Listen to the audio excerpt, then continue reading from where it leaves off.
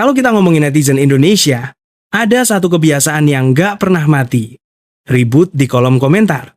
Mulai dari politik, sepak bola, artis cerai sampai urusan gorengan.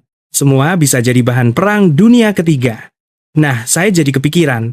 Kalau Georg Wilhelm Friedrich Hegel masih hidup hari ini, mungkin dia bakal bilang, ini toh dialektika yang saya maksud.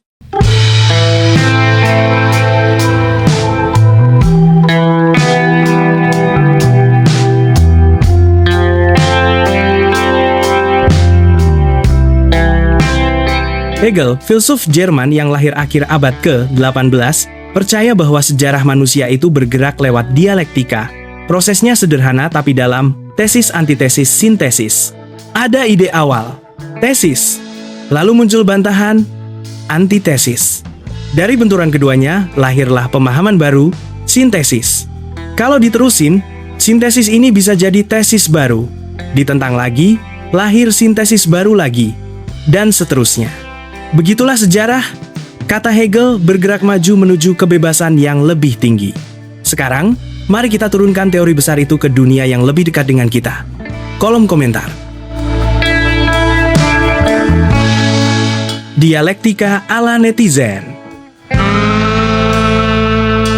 Misalnya ada orang bikin status, timnas kita bakal juara Piala Dunia suatu hari nanti. Itu tesis. Lalu ada yang nyamber. Mimpi lu ketinggian bro, lawan Malaysia aja ngos-ngosan. Itu antitesis. Lalu muncul komentar lain, tapi jangan meremehkan. Jepang aja dulu diremehin, sekarang bisa kalahin Jerman. Itu bisa jadi sintesis kecil. Tapi, di dunia netizen, sintesis sering nggak datang dalam bentuk serius. Kadang bentuknya malah, ya udah, kalau nggak juara bola, juara Mobile Legends aja lah. Hegel mungkin akan garuk-garuk kepala kalau lihat itu. Apakah Hegel bangga dengan netizen? Di satu sisi, mungkin iya. Karena netizen Indonesia sebenarnya sedang melakukan apa yang Hegel sebut sebagai proses sejarah roh zaman guys. Roh zaman itu bergerak lewat benturan ide, lewat debat, bahkan lewat maki-makian.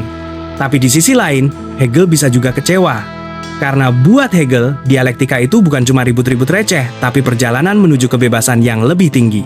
Pertanyaannya, apakah debat netizen soal siapa yang lebih cantik idol K-pop A atau B bisa bikin umat manusia jadi lebih bebas? Mungkin tidak. Atau mungkin iya, kalau kita anggap bebas nyinyir itu juga bentuk kebebasan. Dialektika abadi, kolom komentar politik. Kalau lagi ada isu politik, kolom komentar bisa jadi buku teks filsafat instan. Ada orang bikin tesis. Kebijakan X bagus buat rakyat. Antitesis datang. Justru kebijakan itu nyusahin rakyat kecil. Lalu muncul sintesis liar. Udahlah, semua politisi sama aja, yang penting harga Indomie stabil. Apakah itu pencapaian tertinggi roh zaman? Nggak tahu juga. Tapi, jelas kolom komentar jadi arena tempat kita melihat miniatur sejarah sedang berlangsung. Netizen sebagai subjek sejarah. Hegel percaya bahwa sejarah itu digerakkan oleh individu-individu besar. Napoleon, misalnya, bagi Hegel adalah roh dunia yang menunggang kuda. Tapi di zaman medsos, mungkin Hegel harus revisi teori itu. Sekarang roh dunia bisa jadi bukan Napoleon, tapi netizen dengan akun anonim bernama @jomblo ngenes yang komentar, "Coba aja kamu jadi menteri, baru tahu susahnya." Lucu, tapi kalau dipikir serius, komentar receh itu kadang punya efek. Ia bisa viral, bisa jadi bahan meme, bisa memengaruhi opini publik. Artinya, sejarah hari ini bukan lagi digerakkan satu tokoh besar, tapi oleh ribuan komentar kecil yang menyatu jadi gelombang besar.